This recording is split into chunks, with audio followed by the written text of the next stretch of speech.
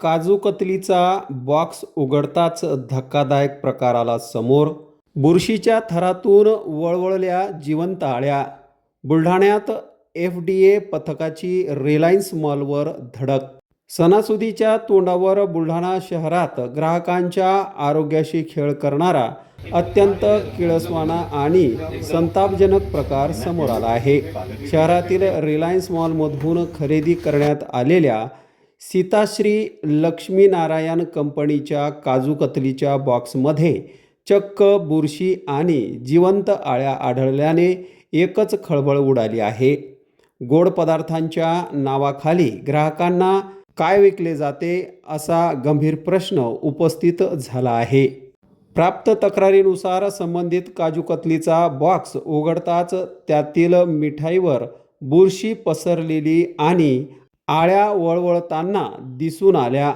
उत्पादनावरील batch barcode क्रमांक 89061514222017 असल्याचे नमूद करण्यात आले आहे। हा धक्कादायक प्रकार निदर्शनास येताच अन्न व औषध प्रशासनाकडे तातडीने तक्रार करण्यात आली।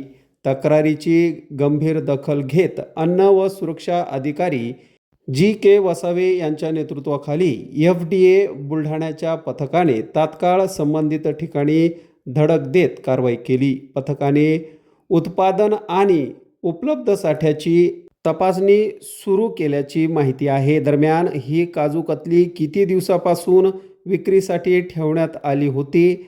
अशाच प्रकारचे आणखीन किती बॉक्स ग्राहकांच्या घरात पोहोचले?